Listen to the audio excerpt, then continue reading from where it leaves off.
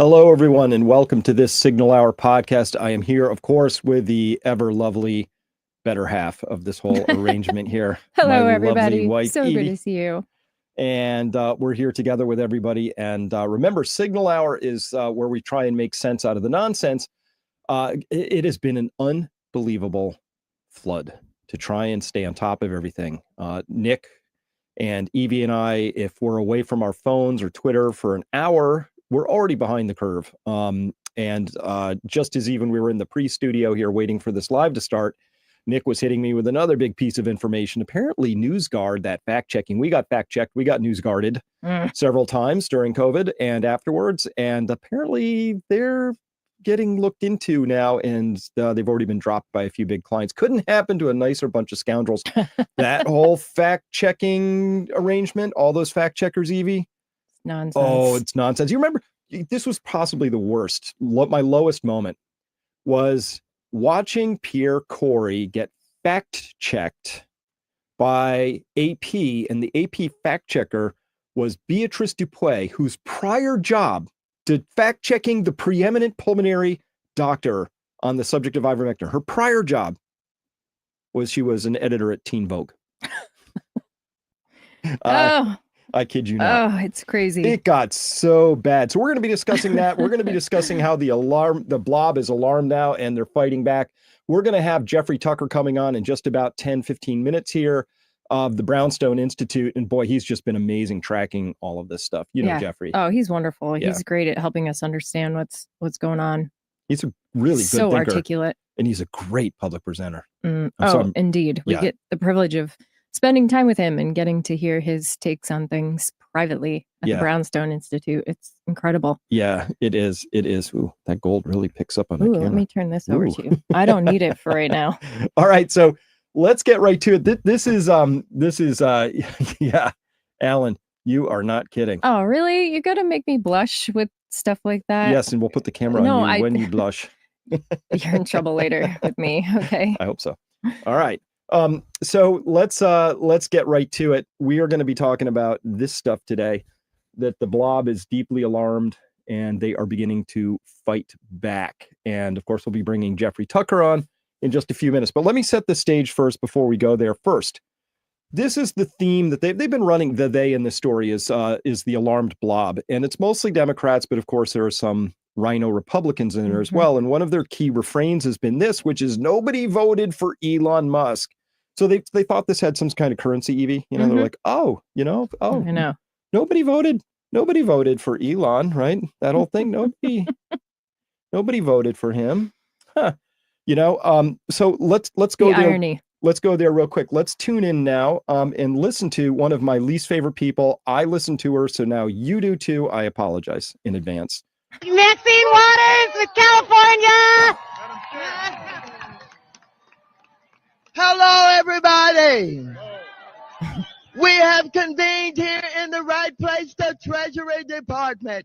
We have got to tell Elon Musk, nobody elected your ass. Nobody told you could get all of our private information. No. All right, that's it. That's all I can take. Okay, so Evie, this whole idea that nobody voted for Elon, they think this is a talking point. Apparently it resonates in their tribe. Okay. And they think this is some kind of a dunk. All right. So let's just tour what this actually means. How about this? Elon, we should note, won the same number of Democratic presidential primaries. That's great. As Kamala Harris did. Okay. Indeed, he did. Let's continue. Here's the I didn't elect him either starter pack.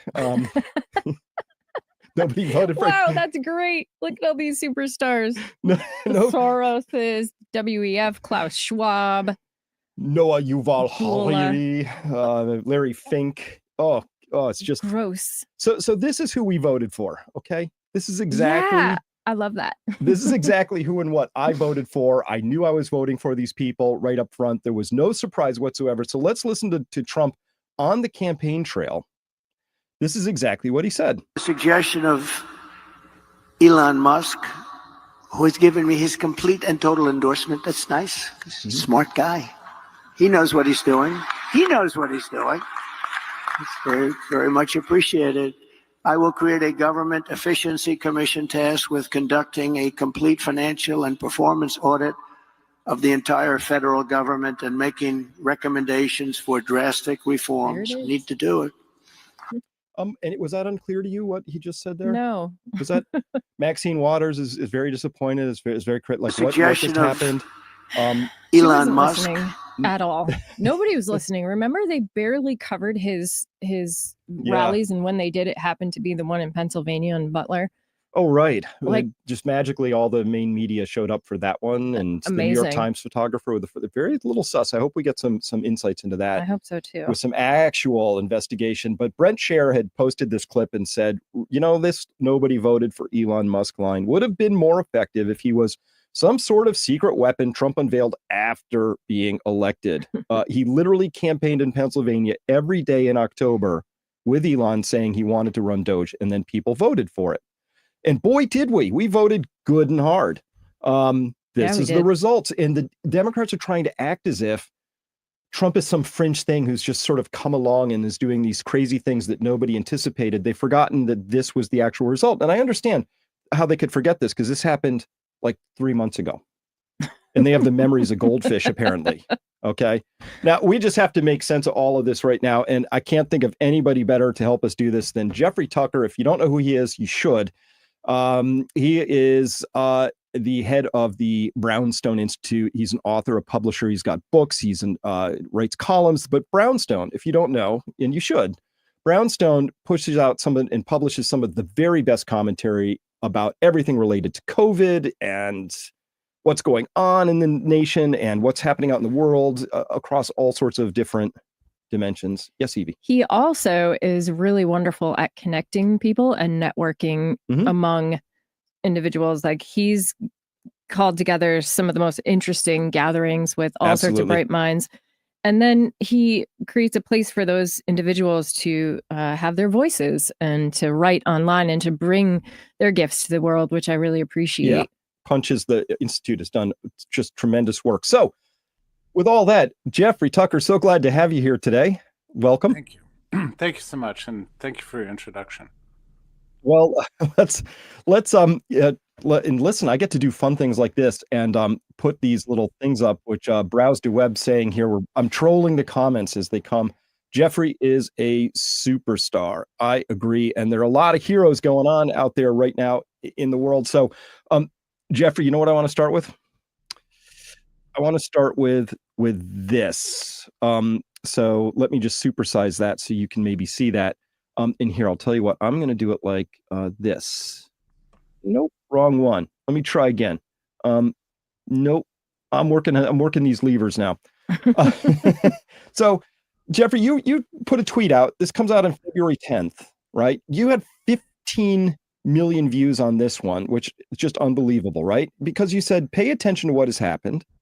Over the last days, several appointed federal judges on their own, subjective judgment and using all their power, have written pieces of paper that overruled the wishes of 74.2 million Americans, who I just showed on the big map, right? Who have expressed their will concerning the shape of the regime that rules them. Instead, they say, permanent bureaucrats should rule all without any say from the voters who pay all the bills. This is called tyranny. And by the way, Elon retweeted that one for another 14 million views on top of that. Just astonishing. So take us through that line of thinking. What is happening here? Well, probably these are the most important days in the history of our country since Andrew Jackson, maybe even since Thomas Jefferson in 1800, maybe ever. We have a president who's trying to take charge of the executive branch, which sounds like that should be just the way things are, but actually they haven't been that way in at least 100 years. And the chief executive is trying to exert executive power over executive agencies. And now you have the entire establishment, the media, the judiciary, the corporate establishment, everybody's panicked about this. In other words, the racket is in the process of being exposed. And you have an administration exercising genuine moral courage to try to bring back the Constitution. And critically, in a very interesting way here, Chris, Trump is not trying to gain more power. He's not being like a despot or an authoritarian. He's trying to reduce the power of executive agencies. He's trying to abolish the agencies, give Americans back their rights. And the judiciary is saying, oh, don't do that. That would be terrible. We need to continue to have tyranny. And so this is the issue. And we've got a president who wants to give Americans back their freedom. And the entire establishment, is continuing to, to want administrative state dictatorship like we saw during COVID and so on. And it's an amazing thing to watch, hour by hour, minute by minute, this struggle take place. I'm sure you saw this a couple of days ago. 5 former secretaries of the Treasury wrote an article for the New York Times. I'm sure you saw it. You tweeted this too. This is astonishing. I really, as dark as my worldview is, as cynical as I am, I never imagined this to be the case. But these 5 former secretaries of Treasury said in this article that since 1946, no one but a small group of career bureaucrats have had access to the payment systems of the federal government. Mm-hmm. So for 80 years, I don't know what that means, but it suggests to me that for 80 years, all the elected presidents and members of Congress and everybody else have been marionettes dancing around, pretending to be in charge, but they've never been in charge. Only the administrative state has been in charge since 1946. The holiest of holies was breached the other day by Doge, and they began to look at the payment systems. Yep. And the entire world freaked out about it. And, I think I know how government works, but apparently I don't. Because when the New York Times and the Wall Street Journal headlined that, a big, boldface type, Doge has entered the Treasury, I thought, why is this news? I mean, doesn't the elected government get to look at the books? Isn't this just something that we do? Yes, Congress allocates the money, but the executive, is seemingly in charge. The Constitution says, in fact, that they shall do a complete accounting of the books. Unfortunately, they were a little vague. They said from time to time in the Constitution, but the sentiment was there, a complete accounting. Mm-hmm. Yeah, that apparently has not happened since 1946. So, the word on the street is that 25% of the federal budget goes to waste, fraud, and abuse. But how do we know that? It could be, is it 40%? Is it 60%? Is it 80%? We don't actually know. And for the very first time since World War II, we've had independent people actually look at the books for the very first time. They didn't change anything. They had read-only access, but that enough was a scandal to send the entire U.S. establishment into panic mode. So, Chris, I think what's being revealed here is actually dire. I mean, it's a shocking situation. 80 years of no accountability, 80 years of no audits, 80 years in which the people we thought were in charge were never actually in charge. The only question I have is how magnificent is the fraud? Not was there fraud? Did 80 years of unelected civil bureaucrats who had no oversight or accountability or audits? The only question is how much fraud did they perpetrate? We don't know, but it's going to be huge. And it would be nice to find out. But judges have intervened and said, "I'm sorry, you can't do this." What? I mean. The Constitution says the president is head of the executive branch. You're not head of the executive branch if you don't have access to the engine room, the beating heart of any institution, which is the accounting books. And you know this. You've been in business. The person who can look at the accounting is the person in charge. Mm-hmm. And the person who assigns the people who look at the accounting is the person in charge. If no president has ever looked at the books before, no secretary of the Treasury, and that's what these guys said, we've never had access. That's what they said in the New York Times. We've never had access to this. It's only career bureaucrats who do that. Wow. This is the scandal of the ages, really. It really is. So you put this chart up, and it's a little small, so I'll talk people through it, but you have the three branches, the legislative, the executive in the center, and the judicial, and I've taken the liberty of making everything that falls under the executive yellow. So you could just sort of like blur your eyes and get the sense that maybe the judicial branch doesn't oversee all these departments, all these independent sub-agencies, all of these sub-administrations. That's all under the executive branch. That's how I thought it worked, at any rate. And that chart comes from the U.S. government manual published by the government printing office. That is the one that's distributed to the public for many years. That's just the way government is. And of course, it's all distorted, right? We should have three equal branches, not an executive department. That is basically the government, and everybody else just, hanging around, on the outset. But Trump is trying to fix this. He's trying to rebalance the government, and the judiciary is now weighing in on behalf of all the independent agencies, saying, oh, you have power over the president. But here's the thing, Chris, the president is held responsible for whatever they do. You remember in COVID, and you and I were ferocious against Trump because the CDC was saying, oh, you should have mail-in ballots, you should have plexiglass, you should socially distance, everybody should get a shot. And we were blaming Trump for this. Well, and it's, rightly so, I guess, in the same sense you blame the CEO for whatever a company does, right? I mean, it's the guy who takes ultimate responsibility. So now he comes back at his second term. He's like, okay, you want to blame me? I'm going to take responsibility.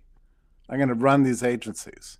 There's too many employees, too much spending, too much fraud, too much waste, and trying to get into the Treasury and look at what's going on. And now we have the federal judge saying, no, you can't do that. You don't understand. We don't have a democracy. We have an administrative state. That's what rules everything.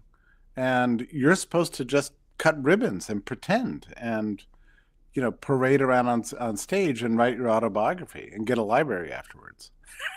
As they've all done apparently since 1946. We didn't know this, but that's the situation. So yeah, these are historical moments. I mean, we've got a president who actually believes in the Constitution. That's what's really happening here. Jeffrey, I have a question for you. So what do you make of all the protesting that everybody's doing? I mean, the judges, the general public, the media. I mean, what does it say about our knowledge of our government and civics that they believe that that they can override this decision? Or what does it say about them and what their intentions are? I think what we have here is a multiple tens of $1 trillion scam that's been going on for many, many decades, and only now being revealed. And they're all in the take. I don't know how else to describe it. I mean, it seems incomprehensible and shocking that, since the time we were born, it's all been a racket. But that seems to be what's going on here. Yeah. I don't know how else to explain it. And then you have all these people protesting, oh, don't get rid of my paycheck, don't get rid of my agency. You can't be allowed to fire anybody. Well, do we have a president or don't we? And again, I can't emphasize this enough. People say Trump is behaving like a dictator, like an authoritarian. Well, it's an odd authoritarian who wants the agencies to go away, who wants to fire employees, who wants free speech. And he's issued something like 320 executive orders, most of which are restricting the agencies. So we need to get this clear. He's trying to restrict the power of the agencies. And people say, oh, you're being a dictator. Wait, no. I'm trying to end the tyranny that's all over you, And now, I mean, things are going so well, I would say. And, I think all of, COVID has made us all dark and dreary and unwilling to recognize progress. But the DOJ is now auditing the TSA to ask, why are you demanding facial recognition technology at the airports? We don't want to live in a surveillance state. This is outrageous. Oh, that's great. Yeah, so the DOJ is going after. So this is very important because some people point to the presence of Peter Thiel and Palantir and their role in digital surveillance during COVID and say, oh, what Elon Musk is really trying to do is commoditize everybody's data, right, with AI and surveillance. Okay, well, that's a fine concern. And I think we should be concerned about that. Like I don't want to be naive. But when I see things like this, it makes me feel like the Trump administration is on balance on the right side. I mean, they're trying to dial back the surveillance state, trying to reverse the role of the World Economic Forum and so on. But it's a Herculean, effort to do this, and they're facing pushback from academia, from media, from corporations, from digital tech, from everybody who's heavily invested in tyranny and mass pillaging. Everybody's benefiting from it. So we've got a revolution taking place right now. And I think, I can say at this moment, as of this interview, the Trump administration seems to be on the right side of things. Well, indeed they do. And Jeffrey, I'm a quick learner and I can drink from a fire hose, but this is like 6 fire hoses. I'm sure by the time this interview is over, you and I will have missed something groundbreaking and important, right? Yeah. But it's astonishing the speed. I have to pinch myself at how great it is and reminding myself that what are we, 19 days into this whole thing? Something like that. And I wrote an article after the 10 days and said, this is the new 10 days that shook the world. We have an actual elected government that is behaving as an elected government on behalf of the people. I mean, we've not apparently seen that in maybe a century. I don't know. Maybe Calvin Coolidge was the last president who took his job seriously. I'm not entirely sure. But according to, 5 secretaries of Treasury, no president since the end of World War II has had access to the books, meaning that every government has been a fake.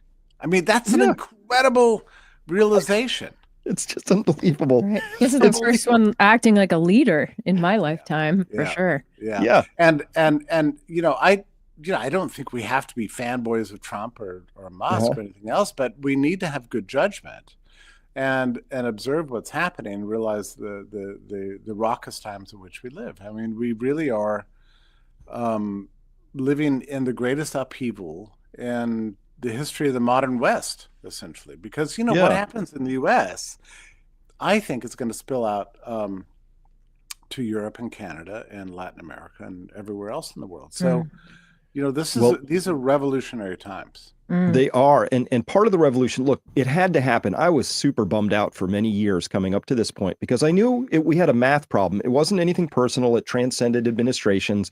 Yeah. Our debt and our national income were just screaming apart from each other. And someday that was going to break.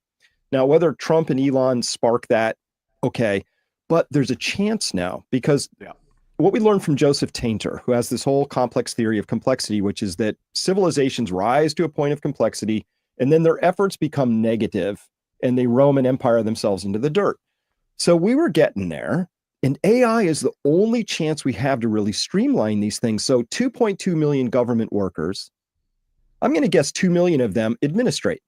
They make sure that the rules and regulations and forms all line up and that things go where they're supposed to. And that can all be handled by AI now. So you get J.D. Vance, he goes over, Ursula von der Leyen there in the EU looking very cranky, and he says, look, it's a new world, it's coming, we're going to embrace it, Europe's going to fight it, and they're going to just get toasted because we're going to actually have government efficiency using technology to help us get past the human hurdle. Our software and hardware and wetware is just not up to the task of administrating something this big and blobby. So that's, without leaving the corruption aside, we had to do this anyway, or we were going to crash and burn. That's how I kind of see it at this point. Yeah. Well, we needed a revolution of some sort. We needed our own 1989, or 1776. And we didn't know how it was going to flesh itself out. And one of the reasons we didn't know is because we were unaware of the extent to which Trump personally was willing to exercise moral courage. And my entire experience is that moral courage is implausibly effective and can burn through establishments and cause empires to fall. It's a kind of a hidden power, hidden spiritual power. And after the assassination attempt on Trump, he just said, okay, that's it. And all the lawfare, he said, all right, that's it. We're gonna clean this place up. And he arrived in his second term, 4 years later, loaded for bear and ready to take it on. He's like, what is my life worth? I'm gonna bring back American freedom. That seems to be truly what's happening. And we don't know how it's going to pan out. I mean, I'm a little, sometimes you're probably in the same situation. Sometimes I'm optimistic. And then I get, I read another piece of news and I think, oh, he'll never win, Yeah. And then an hour later, I think, well, wait a minute, we're making progress, So Yeah. Right. I guess that's Right. what it's like to live in the middle of a revolution. You just you don't, and we're all in the peanut gallery in some sense. Yeah. But watching all this unfold, but it's fascinating because I've asked the question for many years, what would the revolution look like if it actually came here? And I think we're starting to see what this does look like, and we never even imagined 6 months ago, what this would look like. And here we are in the middle of it, watching it all unfold. Let's be honest, 6 months ago, we were still having to pretend on some level socially that Biden wasn't mentally incompetent. You remember? That's so long ago. I remember, but Bridget Fitesi on Twitter, on X, said an unelected shadow government just ran this country for 4 years while they hid the fact that the elected president was barely functioning and shamed Americans for pointing it out. And it was so bad that people overwhelmingly voted for Trump, and the Democrats still don't. She's right about that, but I think, and she's very insightful actually. But it's even worse than what she says. I think the shadow government has run everything since 1946, to varying degrees. Right. But I say that mainly based on this article in the New York Times by the 5 former secretaries of the Treasury, and based on my own business experience, which is that, if you don't have access to the books, there's a name for you. You're an employee. Okay. Yep. You're not the employer, you're the employee. And I've been at institutions where I made a lot of decisions. I organized conferences, I published books, I hired people and fired people, but I didn't have access to the books. And what that means is that I'm not really in charge, know? And that's okay. There's nothing wrong with being an employee. But under the democratic form of government, we like to think that the people for whom we vote are actually in charge. And apparently that has never really been true. They've been given tasks.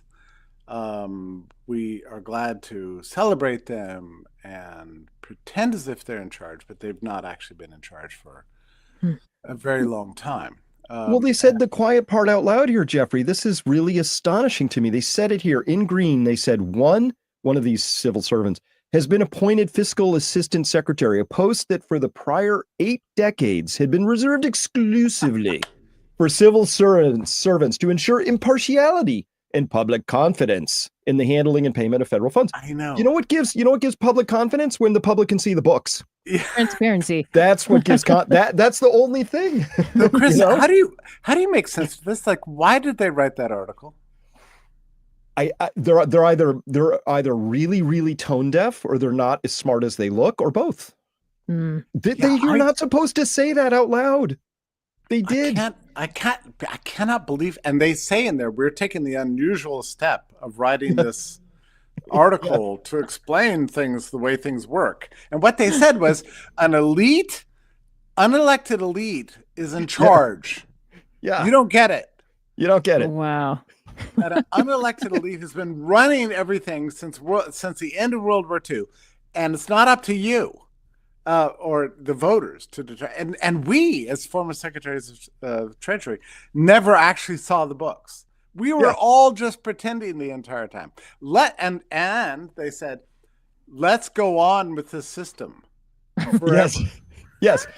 Pay no attention to this wealth gap chart that shows this elite class rising away from everybody else as if they were on one of Elon Musk's rockets, 200,000 to 30 million in 3 years or whatever. Yeah, Samantha Powers. They're just all such good entrepreneurs. That's what it is. It must be this amazing thing. It's just, I don't know, here's my position is essentially like if you believe in administrative state despotism, tyranny, and unelected professionals totally ruling the world, just tell us, we can have that debate. You think that's the best form of system, the best system of government, feudalism, Caesarism, technocracy. You like that system? You think it's good? Let's have that debate. Yeah. But in America, we pretend anyway to believe in a constitution, and we pretend as if the people are in charge. All right, if we're gonna pretend that, let's at least try that system. Let's just try it out and see how it works. Yeah, as I like to say, before we export democracy, maybe we should give it a spin for ourselves.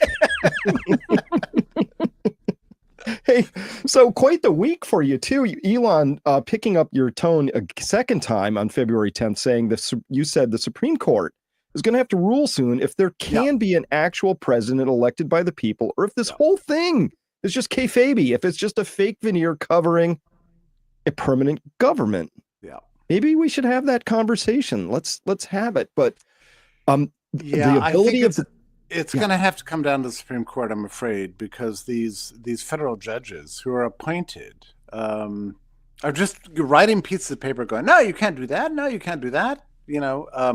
These agencies are independent. They can do whatever they want. You have to spend the money. Whatever they do, you're going to take responsibility for their actions, but you can't control them. Okay, that's what the judges are saying. And the Trump administration is being told they have to obey this stuff. And they put on hold there because when they took charge, it was so brilliant. They moved in very quickly and they said no more spending, no more regulations, no more. We're going to fire a bunch of people, no more hires. The president's in charge, and and so that has provoked what the national media right now is saying, a constitutional crisis. Oh my God, we've got a president who thinks he's in charge of the executive branch. What are we going to do? This is the crisis, right? So I think we're going to have a Supreme Court, and it's implausible, shouldn't? Because you look at whatever it is, Article 1, Section 2, it says the president is the chief executive and in charge of the executive branch. Okay, it's very clear. The Supreme Court shouldn't have to rule on this, but I'm afraid they're going to have to. Because otherwise, and they're going to have to overrule all these judges. So get back on track. We have a number of troublesome issues in the country, but these activists, these people who felt so entitled, or they wandered off the mental reservation far enough that they've lost the plot. Here's a fractal representation of that. Speaking of activist judges, so about a year ago, an activist judge in Delaware decided to wear her morals on her sleeve and said, "You shareholders, you can't reward Musk that way." And she stripped away his pay, right? Which was, and whether you decide it's obscene or not, the shareholders voted for it, and then paid $333 million to the lawyers who brought the thing, and everybody clapped their hands because great social justice had been achieved. Next thing you know, all these companies are leaving Delaware. That was their little honeypot, and her decision could cost the voters and citizens and taxpayers of Delaware $1 billion. Now, should a judge with their social activism be able to ruin all of the people of her state or country in this case? I mean, how do you interpret that? Yeah, that was a very interesting one, and I never thought I would live to see the day when corporations would leave Delaware. I mean, that was the one sort of competitive advantage they had, was in corporate registrations, and now everybody's bailing out of it, and we're seeing a huge shift of capital out of blue states towards red states. That's going on right now. So Texas and Florida and all the rest of the red states are attracting the new corporate registrations and attracting the capital and the residents too. Yeah. So the blue states have to get their act together. fast, or else they're all just going to die. And I speak as a blue stater, myself. It's very scary. They're gonna have to figure this out. But fortunately for us, capital moves, and people can choose. So things are shifting very fast, and they have to get their act together. But I don't know. We've all asked this question. How is it that civilizations die? And I think we are as one does. we're starting to see the answer, right? An elite ruling class seizes control of all the commanding heights and rigs the system to steal all the money. And if it's not nailed down, they steal. And that's what's going on right now with the American ruling class. And we've got now a president who's pushing back on this. And the struggle is titanic. Look at this. So he just tweeted this morning, said Doge has found massive amounts of fraud and waste, incompetence and abuse. But even knowing this, a highly political activist judge wants us to immediately make payment anyway. In other words, pay even though the payment was fraudulently requested to be made. Doge caught them. The judge just doesn't care. Yeah, that's so interesting. So Trump is approaching all this as a businessman. And we all knew that this was his thinking, right? He's taken over many businesses. He started many businesses. But when you're in charge, right? And in particular, you're in charge of the money. And that's why he's always presumed. So when he became president the first time, that's what he did, right? He would tweet out orders and say, well, I'm CEO. And it turned out everybody was ignoring him, and so he had 4 years to think about this. And he came back and said, all right, this time I'm really going to be in charge. So now he's facing the judiciary. But I tell you, something very interesting happened yesterday where Mike Johnson, who I'm not a huge fan of him, but he seems malleable and pliable in some way, has said very clear that he supports Trump, supports his agenda. And so what that means is that we have the executive and we have the House and we have the Senate. The Senate just voted to confirm Tulsi Gabbard, National Intelligence Director. They're going to, it just happened. And maybe this late afternoon or tomorrow, they're going to confirm RFK. So, and they're going to bring in all their employees. And so we've got our people fanned out, into all the agencies now. And it seems like Trump is genuinely taking charge. And from his point of view, he sees it, I think very reasonably, the president should be the president of the executive branch, right? I mean, that seems like what he believes should happen. And apparently that hasn't been true for all of our lives, going back many, many generations.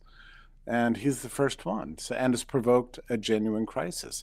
And again, this is not behaving as an authoritarian or a dictator. It's just the reverse. He's trying to give Americans back their freedom. The people who are against that are heavily invested in the current despotism and technocracy and administrative state overlordism, and they want it to continue. That's the essential struggle right now in America between the elected and the unelected. That's it. Now, Evie, go ahead. I was just appreciating how if Elon Musk had not purchased Twitter, that we wouldn't have real-time kind of play-by-plays or transparency really about this whole process. I'm really appreciating that we actually do indeed have an area where we have free speech.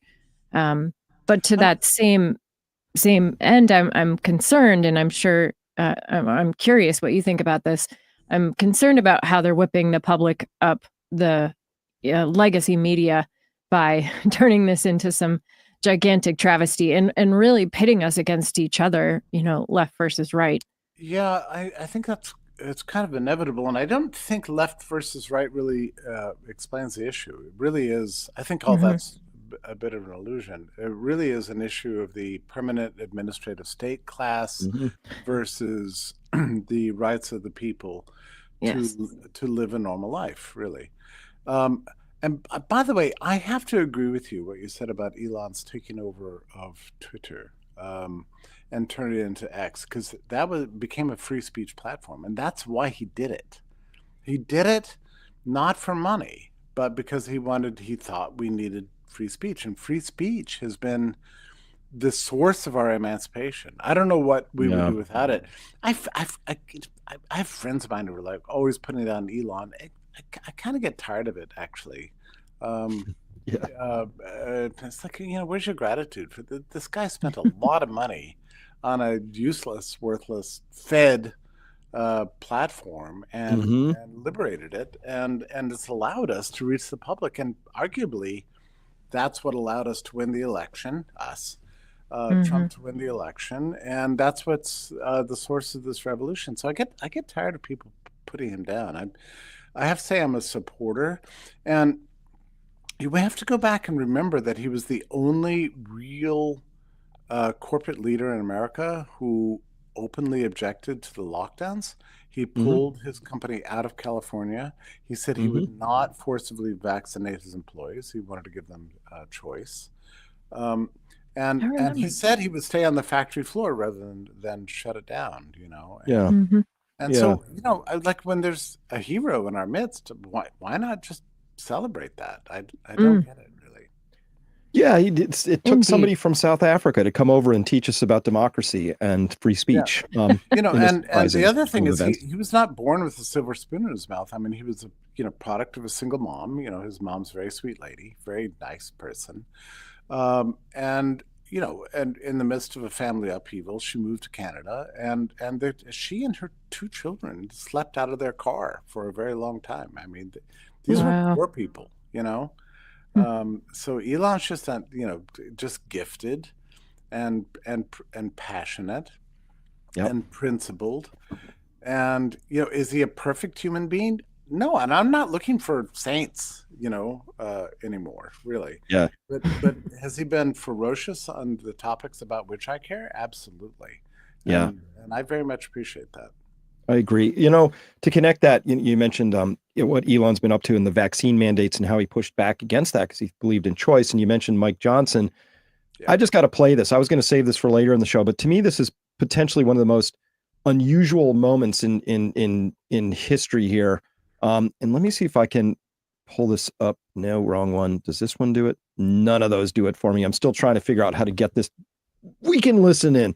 Close enough. You don't have to see his lips moving. Listen to this. As I said last week, the Democratic Party is in a completely different place right now. There's no identified leader of the party. They don't have a clear vision. They seem rudderless.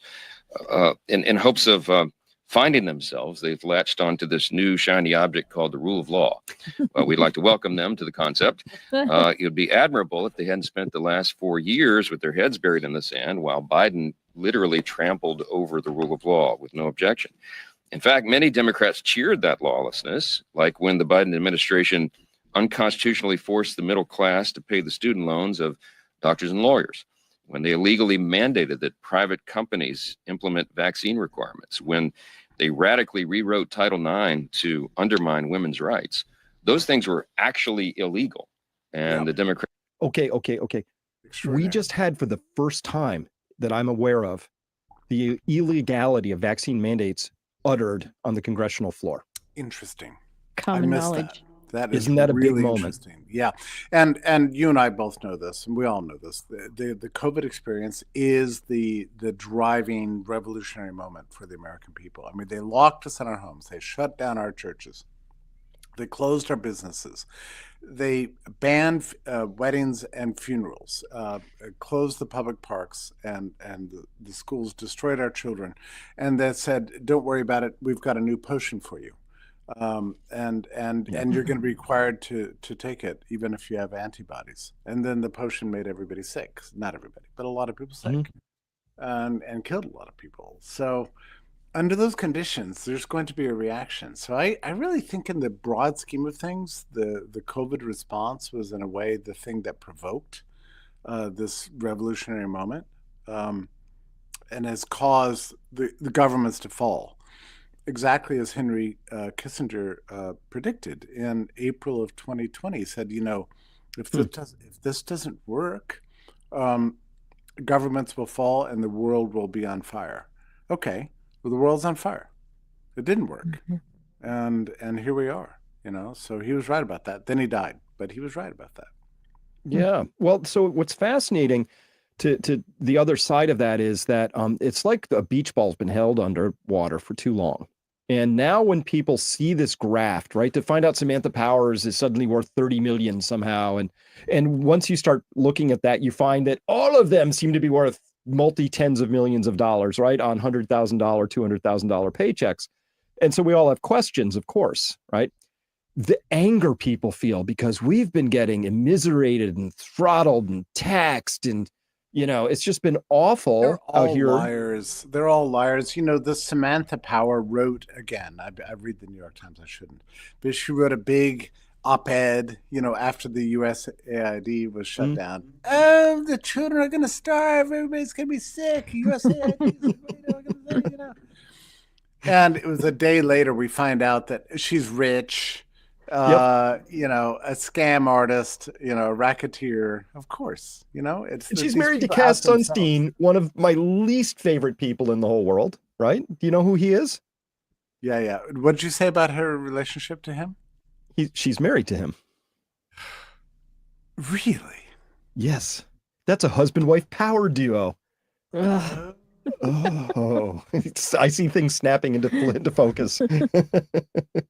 Isn't it just so cartoonish? It's just yes. It's like an episode of Scooby-Doo, really. We pull the mask off.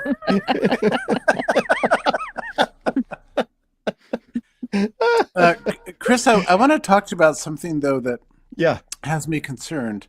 We have to think about all the ways in which this whole revolution could be subverted, or counter-revolution, whatever you want to call it. And I wrote an article this morning that came out. I was so glad I wrote it over the weekend. It came out from Epoch Times. Went out to like 3 million people, whatever, about the bird flu plot. And we can go into that. I think this is actually very serious. Well, let's do this because you wrote here on February 10th. Big day for you. You had a great day on February 10th. You're up late or up early. You said, note to Donald Trump, in the coming weeks and months, someone with profound knowledge of infectious disease will come to you with classified information. An especially virulent strain of bird flu has been found that will require mass testing of animals to keep it from spreading to humans, for whom it has a possible 50% fatality rate. The good news, he will explain, is that there's a vaccine to address the problem. Strong suggestion.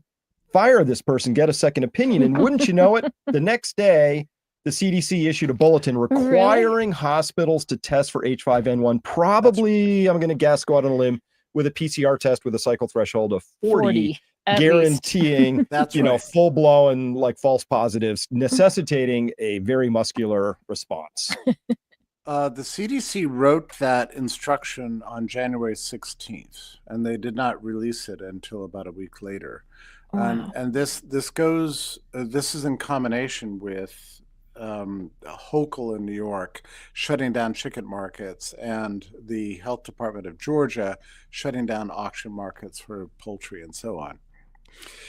And then we had this extraordinary thing where a guy named by the name of Gerald Parker was appointed to head the Office of Pandemic Planning and Response at the White House.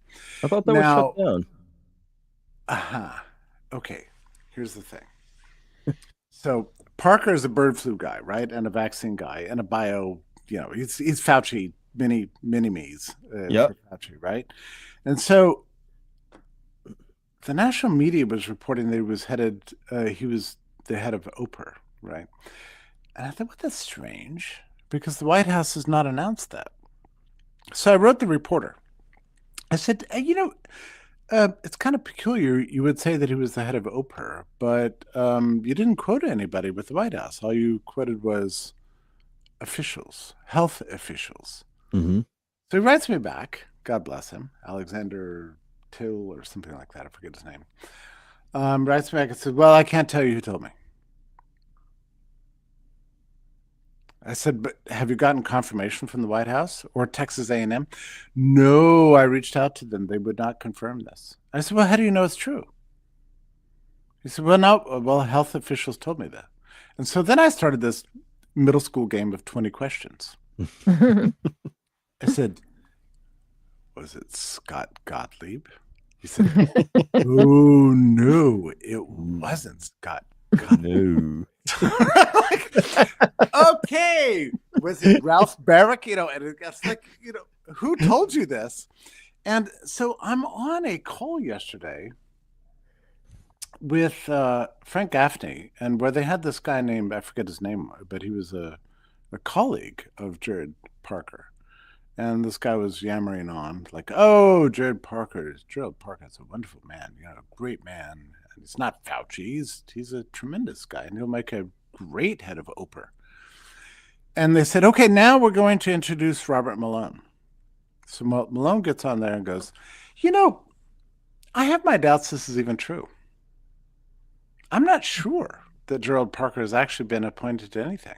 I think this may be just entirely a psyop, actually.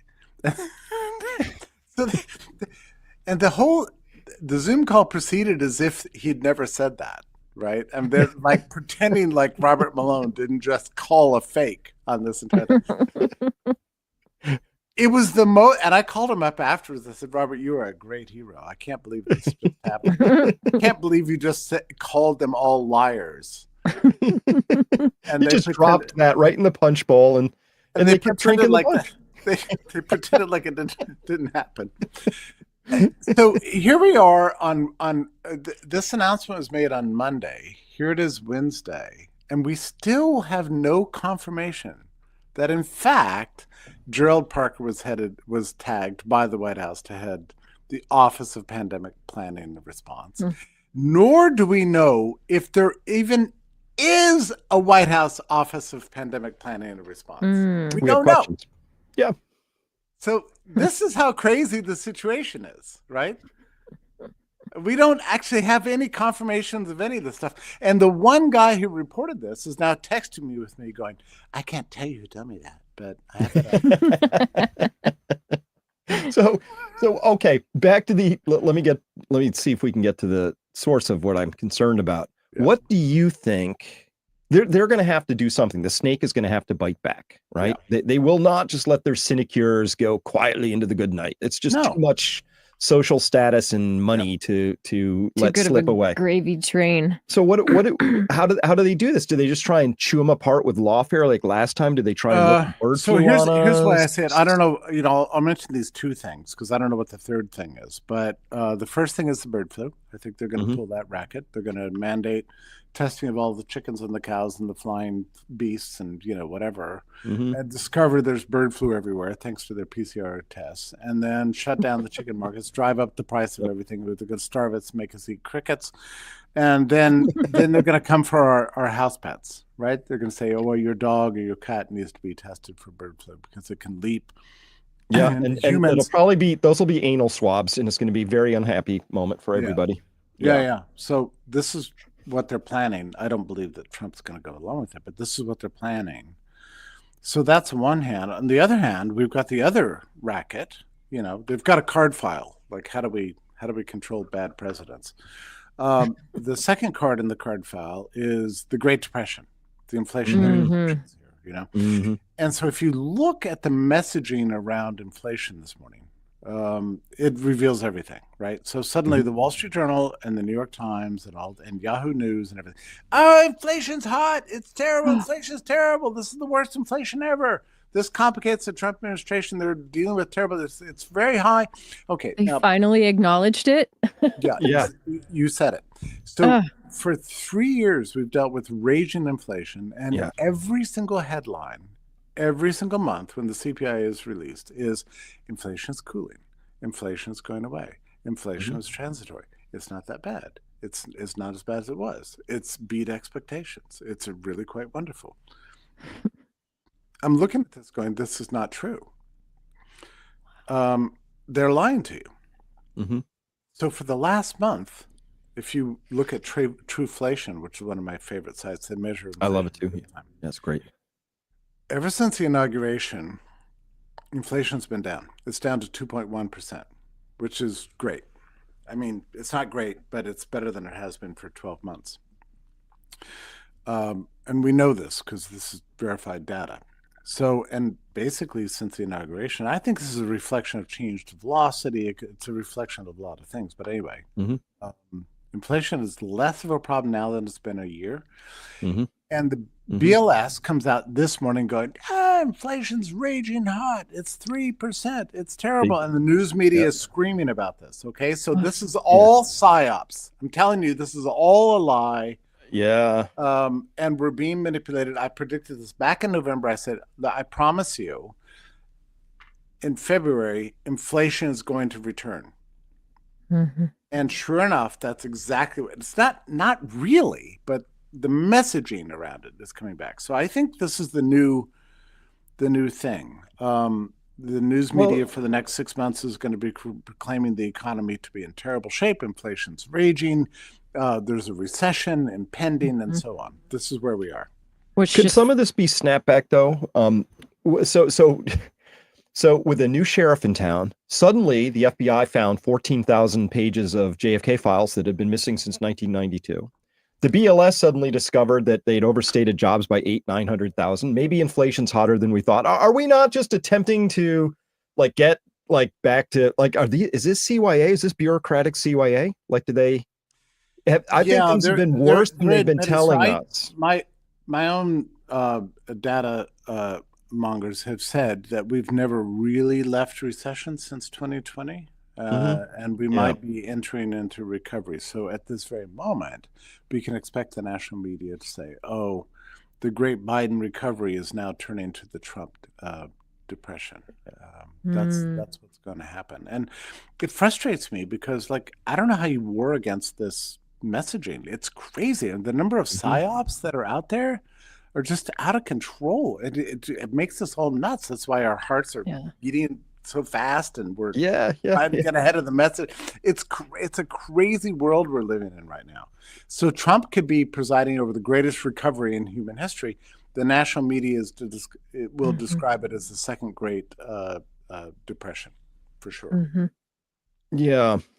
And they're going to further erode the trust. I feel like that's what's happening right now, is that the trust in government, the trust in our systems, and, the agreements that we have had with each other, presumably for a very long time, are starting to be undermined in this fourth turning. And I feel like the media could very well push us over the edge of that by chipping away at how, they'll bring upon us the very thing that, we're worried about, which is a recession. If they quack about it enough. I was on a phone call this morning with a normie, and she said to me, "Oh, I see inflation's terrible. That's because of Trump's tariffs." And I said, "Well, that's strange because we haven't actually had any new tariffs yet. I mean, they've been threatened, but we don't have any. So how could that Trump's tariffs be causing inflation? That doesn't make any sense." So here we are. That was a January reading, which last I checked, he took office the 21st. So here we are. Oh boy. And here we are. Well, but to Evie's question point, I have a sense that a lot of what we're seeing is not organic. Okay, it's a hypothesis, but I think that it's been astonishing to me. So Jeffrey, we went from Reddit sort of being unhappy about Trump to deciding that the Doge kids who are working needed to be guillotined, right? With no intervening usual emotional territory. They didn't even know what a USAID was the week prior. And now they want to behead people for peering into it, right? And we didn't go through the usual steps of being concerned, becoming resentful, getting a little mad. They went straight to death, right? And so I'm wondering how much of that is actually real people and how much of that is color revolution, NGO bots that are out there to create the appearance and nudge the Overton window to suggest that maybe it's okay to be murderously angry, and some people will. That's stochastic terrorism. If you do that enough, somebody will bite on that bait eventually. So I wonder, this has a non-organic feel to me, and I would like to propose very publicly here that if we discover that there have been NGOs or GOs specifically attempting to foment violence inside this country, I would suggest that the harshest of penalties should apply. If that sounds to be true. Something like that is happening. You don't dislodge the powers of the largest, most powerful government in the history of the world without some level of resistance and upheaval. And that is truly where we are right now. We need to pay very, very close attention to who's messaging what and where their loyalties are, because this is not going to be easy. This is going to go on for years, really. Yeah. If what seems to be true is in fact true, that nobody's had any oversight to the federal government for 80 years, Yeah. we are looking at something incredible. The things we're going to find out will shock you. I mean, shock me. I'm shocked, and I'm pretty dark and cynical. I expect the worst. No, it's worse than anything I ever imagined. So there's a lot of people invested in the status quo, and they're going to use extreme methods to preserve it, really. Yeah.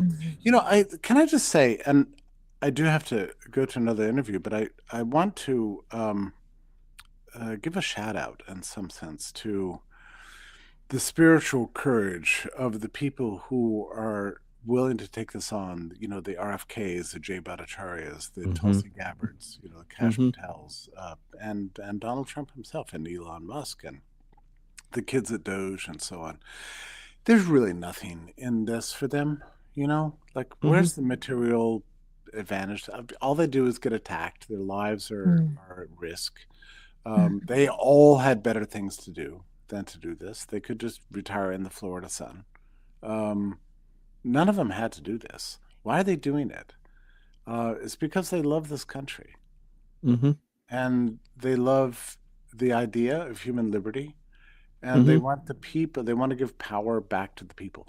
That's my read on all these people, actually. I can't think of a single exception here. On down, Trump and so on. And what that tells us is something very, very important. It's about the importance of moral conviction and spiritual power, and that sort of inner ferocity that believes in truth and justice and doing the right thing and making your life count for something. I love that. Yeah. I love that, Jeffrey. That's just awesome. So good. Yeah. So, Jeffrey, thank you for your time today. We had a few questions I saw go by in the comments, so I'm going to remind everybody. Somebody said, "Where's this gentleman's blog?" Well, he has more than a blog. Go to brownstone.org and you will find all kinds of great stuff there. If you don't know about the Brownstone Institute, you'll find Jeffrey's writings there. You'll find an amazing collection of other authors there as well. And his book, Life After Lockdown, highly worth it. Jeffrey, what else should we say about where people can follow you? I do write for Epoch every day, as implausible as that sounds. I do. They run an article by me every day because, you have to, it's not enough, right? We could all be writing 3 or 4 times a day. But anyway, every day at Epoch. Epoch's been doing a good job covering all this stuff. It's my favorite newspaper. So, and I don't know if you get the physical version, but I get the physical version. It arrives every week in my mailbox. That makes me happy. It reminds me of my childhood. So, No, I still get the Wall Street Journal physical. I should swap that out. Yeah, because all we do is use it for making fires. I've come to this age of life where I feel like propaganda should be free. I should not pay for that. But you'll enjoy the delivered. I feel like just subscribing for you because it's a lot of fun. They have household stuff and health stuff, and it's really a paper near and dear to my heart. Diet stuff, it's Well, I subscribe online, but I hadn't thought about the physical version. That's physical version's fun, and it's fun for me because I get it and open it up. Of course, what do? I look at the opinion section, look at my article. Oh, look, I'm famous. So and, whatever. And my mom likes it too. So oh, there it is. But I don't know. I'm and we all toggle between despair and hope, really. But these days, I'm starting to get used to the idea of hope. I'm feeling it more and more. Yes. It's exciting. There's a path. There's a non-zero chance there you go. that this could turn out better than I thought. Yeah, maybe that's Whereas right. we didn't dodge a bullet with Kamala and her crew. We dodged a tank shell. Well, Indeed. when I think about Kamala, I had a strong intuition, and based on a number of things, that the brownstone.org domain would be seized after the inauguration. I was pretty sure of it, actually. And I don't have proof of that, but I had an intuition of that. So I think we're on the verge of something truly, truly terrible.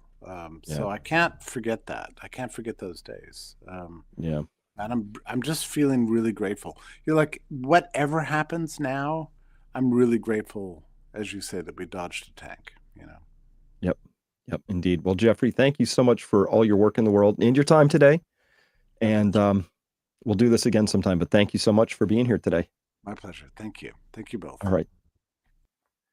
All right, now we're back. So we just got a few more things to cover here today, and then Evie's got something to read. And Jeffrey, he's just great. What a great guy. And by the way, if you ever see him on a stage or emceeing his events, if you ever have a chance to go to a Brownstone event, there was one in Pittsburgh we went to, their gala.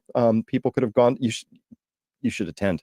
It's a lot of fun. And so Jeffrey brings a lot of suave to the whole affair, and it's just it's a great meeting of the minds. But it's how things should be: people coming together and openly discussing real things, right? And by the way, I am so bored now. Evie and I talk about this all the time, that being around normies, as Jeffrey just called them, or the NPCs, it's really boring. Right? It's just, or stressful, depending on who it is. Like, I find it a little stressful. Even stressful, but they have no context or their information. Remember, we're at this party and this woman's like, oh, but now, Trump has the, those Mexican tariffs are really going to be bad. And I was like, that was so last week. Like those aren't even a thing anymore, So anyway, living in the past, if that's what you get, if you're just part of the thing. But hey, Evie. Yeah. What you got? You got to have to pinch me, because every single day this kind of stuff's popping up now. Oh yeah.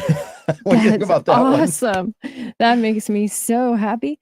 That would be great, because they're taking federal funds, but they clearly have a position. They're not public radio. It's not facts. It's not news. National propaganda radio. It is. I shouldn't pay for my own propaganda. You shouldn't. It should be free. I don't want to. I mean, it's sad. I used to listen to them a long time ago. I'm sure some of our listeners did too. Like, I grew up hearing it in the background. Yep. So a couple other things I want to touch on real quickly here. Right. One is this. So somebody put out, I like this. I took a screen grab. Read it for you. The biggest scam in life: paying taxes on money you make, taxes on money you spend, and taxes on things you own that you already paid taxes on with already taxed money. Yeah. Ain't that the truth? Now, this has been true since 1971, August 15th. That's where everything went off the rails. And so we are now having real fundamental conversations again about things, right? So we can say things like, Trump's just like, maybe we shouldn't have a penny, and let's get rid of that, right? And we're like, oh, maybe we shouldn't, we're just going to cut off funding to South Africa if they're going to like just be racially abusing people there or whatever. So we can talk about real things again. Trump was the one who signed surrounded by beaming girls all behind him, keeping men out of women's sports, right? So we have this return to sanity. And one of the things that was truly insane was coming off the gold standard meant we could start running perpetual deficits. And over time, Washington learned, famously quoted by Dick Cheney, deficits don't matter, right?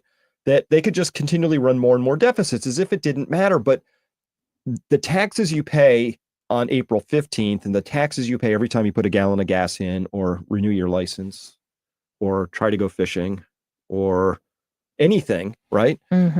Those are on top of the biggest tax of them all, which is the inflation tax. Right. So the inflation tax is actually the really big thing.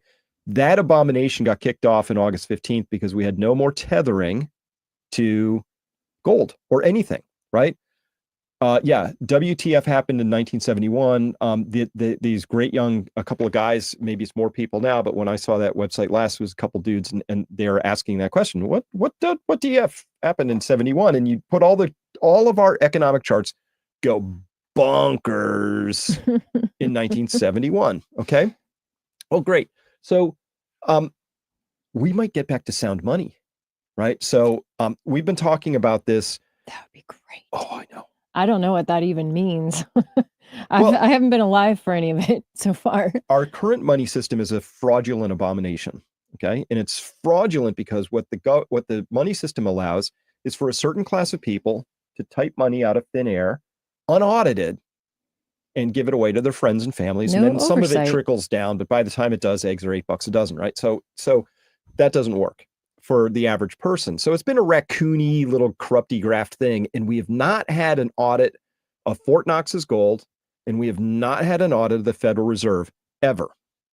That's the public money. Oh no, it'd be an affront to our impartiality if you audited us. So weird. Yeah. That doesn't make any sense. That's like, I mean, the banks obviously have to keep meticulous records. We have to keep meticulous records. If you're off, you overdraw, you get charged some ridiculous fee in your checking account if you go over by just a tiny bit. That's unfair. Well, and this is the abomination, right? So the Democratic Congress, but with a bunch of rhino Republicans. So this is really, it's full service pox on both houses moment here. But remember, like as we were coming into the last bits of 2024, 87,000 IRS agents, Venmo transactions up to $600 or more. You have to track every piece of it. We had the Corporate Transparency Act, the CTA, where every single LLC had to file paperwork with FinCEN because they were worried about money laundering. And it turns out projection, because all of those things were things that Washington was doing, but they wanted to punish us for their crimes. That's what just got exposed. Okay. But excitingly, I've heard now no less than 3 times, more than 3 times, but from 3 people. From reputable from Trump, sources. From Elon and from Scott Bessent, this idea that maybe they get rid of taxes, income taxes. Yeah. So it gets replaced with a national consumption tax. Okay. And I like the idea of a consumption tax, because here's what happens with a consumption tax. I decide if I want to pay for a car, okay, now it has a 20% consumption tax on it, it costs 20% more. But I decide if I want to do that. So it's when you purchase things that you would pay that, not just off the top of your just because you income. worked, we're going to take half of that, right? Which is about what they take. That makes sense. Yeah. I like that idea. So then you decide, am I consuming or saving? That should be the big lever that you get to pull as a household. What am I doing here? Right. And then saving money actually does, like, it's been kind of an oxymoron. Like people that had money in their savings accounts for the last couple decades didn't earn anything, right? Yeah. So this might even that out a little bit. Well, it would totally. If incentives shape outcomes, which they do, it puts the incentive back where it belongs. Yeah, which is with you. You decide, do you want to save or spend? Right. You make that decision. Right. That's the simplest choice, but you don't have that choice because the government taxes you and then overspends anyway, which is a hidden tax too, right? Which just causes inflation. Which forces you, when you do save, to have to take extraordinary risks because you have to now have your savings grow faster than inflation. And then when your savings do grow because of inflation, right? Because you have investments that grew, like your house became worth more. Then when you do sell it, the government doesn't inflation adjust that. They just take all of that growth in value from you, but it wasn't growth in value. So at a minimum, we ought to have an inflation adjustment on investments, right? So if I bought a house last year and sold it for $1 million more this year, okay, you could say that's gains, right? Because we only get to inflation adjust it by 4%. But if I bought that house, my grandfather bought that house in 1910, right? And sold it for $1 million. It probably has about 8 cents of gains left on it, right? There is no gains, right? Yeah. Well, and I think for a lot of people that are struggling right now in terms of paying their mortgage and all that, it's when they're valuing their homes at a ridiculous price and then assessing them at that value and then taxing them on that. And then they can't afford to keep their property and they'd have to sell it to be able to pay the taxes. Like, it's just this, what a mess. What a mess. So with real estate taxes, they're taxing you on unrealized gains. Now, when they mention taxing unrealized gains on, say, Bitcoin or stocks, there's this huge hue and cry, and, oh, that would be so unfair and totally unacceptable. But why is it acceptable to pay an unrealized gain on your house? Every year they come out around here in Massachusetts, they revalue them to market rates and then charge you that, right? That's a tax on unrealized gains, of course. It's grotesque. It really is. The whole thing is just really grotesque. Somebody was saying money keeps you a slave, but I would say it's for the love of money. No, well, our system of money, to be clear, is a form of slavery, because it is debt-based money that they print out of thin air and give to you. It's just, it is. So when we get to this concept here, you work, you have to pay taxes on that, and then when you spend it, and then on the things you bought, you still have to pay taxes on those, right? We pay excise taxes on our cars, right? Mm-hmm. If I bought my car and paid tax and I sell it to you, I pay it too. You have to pay a tax on it. You could sell it back to me. I have to pay a tax on that, and then I can sell it back to you, and you have to pay a tax on that. Every time there's a transaction, they take a little off the top. It's a freaking mob. It's no bueno. So the second thing that's really amazing, and the reason I tied this back to the gold standard August 15th, because this is astonishing, and we're talking about this back at Peak Prosperity a lot right now. There's some, okay. If you don't know, there's been an enormous thing going on with gold movement coming from London, 500 tons just in the first month of January. The price, the lease rate, something's happening in the world of gold. And there are several theories, but one of them is that we're about to get an audit of Fort Knox. I'm going to talk about that with Paul Kiker this week on our Finance U. We're talking about it at Peak Prosperity all the time. If we got, that would be a 5 popcorn alert if it turns out we're going to audit Fort Knox, because I will guarantee you that what's supposed to be there ain't there. I know that. You know how I know that? Because they've worked extra, double, triple hard to make sure that we don't audit it, right? Oh, it would be so hard. I mean, yeah, it's so terrible. You have to count and write it down. It's terrible. I mean, I don't know how you would ever do that, right? It's like the cheating ex or the person who's being like totally sketchy and they don't want you to look at their totally phone. Sketchy on the phone. Like, oh no, you trust me, right? It's terrible. So if that happens, all like decades of corrupt, scammy stuff comes to an end. And so that could explain what we're seeing there. That's astonishing. But if we did, if so, here's what I think might happen. Get your popcorn ready. If we go back to something where they say, look, we want to put trust back into our treasury market. Scott Bessent says, I've studied this. He's a big student of history. He's the new Treasury Secretary. He might say something. What's that? If they let him. If they let him. But he might do something extraordinary by saying, well, we have these bonds. You could buy treasury bonds. They're backed by this thing called a Federal Reserve note, right? And again, for you all know this, but some people don't. The Federal Reserve isn't actually a federal entity. It's a government-sponsored enterprise. It's an NGO. It's kind of like an NGO, but it actually is a private company, and it's held private capital stock that's held by banks, not you or me. Like, we have no capital stock in the Federal Reserve. Yet they've been entrusted with printing up these things called Federal Reserve notes. Okay. So the Treasury might say, we got 2 types of bonds now. One, denominated in Federal Reserve notes. We'll pay you back in those ferns. We'll call them ferns, right? Federal Reserve notes, ferns. We have these other ones. They're actually backed by gold. So that if you choose at some point in the future, you decide, do you want to get paid in grams or ounces of gold, depending on how much you bought? Or would you rather get ferns back? So it would be sort of operate as a demand note with a gold backing. If he did that, you would watch an extraordinary change happen in behavior sets. It would be huge. I'm not saying that's what's going to happen, but it's like, that would be an exciting thing if it did. Oh, that would be. Wow. It's a possibility. And if they talk about getting rid of the income tax, the next thing after that, we have to get rid of the property tax too. Property taxes are wrong. They're immoral. They're an abomination. And I know it's a crazy thought, but I'll have a whole episode sometime where we'll unpack that. I'll bring my friend Mitch Vexler on. He'll explain the whole thing. It's a bigger scam than you thought. I mean, if you conspiracy theorist, you. I don't have any conspiracies left. They're all facts now. Sorry. They're just all facts. I know. That's how that is. All right. So we're going to wrap this up. Evie, all right. You want to bring us home on this whole thing? Because you got do. something to read us. This is a famous poem, is it not? No. Just kidding. I love this.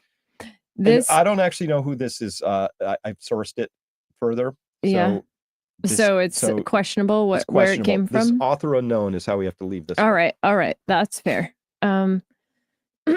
Excuse me. All right. Let's settle in for a second. I think this is just perfect for these times. The most terrifying force of death comes from the hands of men who wanted to be left alone. They try so very hard to mind their own business and provide for themselves and those they love. They resist every impulse to fight back, knowing that forced and permanent change of life that will come from it. They know that the moment they fight back, their lives as they have lived them are over. The moment the men who wanted to be left alone are forced to fight back, it is a form of suicide. They are literally killing off who they used to be, which is why, when forced to take up violence, these men who wanted to be left alone fight with unholy vengeance against those who murdered their former lives. They fight with raw hate and a drive that cannot be fathomed by those who are merely play acting at politics and terror. True terror will arrive at these people's door, and they will cry, scream, and beg for mercy, but it will fall upon deaf ears of the men who just wanted to be left alone. And that's where we are, is it not? It does feel that way. All right. Well, but in the meantime, have a great rest of your day. Thank you, everybody, for being here. It's been a real pleasure. Thank you for all the comments. And we'll be back again every Wednesday at 1:00. And of course, if you want to get more content like this, you just didn't get enough, peakprosperity.com. We have tons of content going on there. We've got, you name it. We got market commentary on Sundays by Dave Fairtex. I've got a new thing called the Fat Pipe, where I leave my droppings of all the things I couldn't squeeze into shows like this. So that's sort of my daily summary, or twice weekly, whatever the cadence is. We're working it out. And I know I called it droppings on purpose. And and we have my scouting reports, which come out Mondays and Fridays as well, which go deeper into all of these things. So if that appeals to you, guess what? That's what you come for, but you'll end up staying for the tribe. We have really smart, intelligent people chewing through all of this stuff. Just like Jeffrey said, we're here to make a difference, and we're here to count, and we're here to stand tall, and we're here to have integrity, and we're here to make the most of this so that we can leave behind a better world for those who follow. So with that, thanks very much for being here today. Really appreciate everybody being here. And thanks so much for spending your afternoon with us, and take good care of yourselves and those you love. Indeed.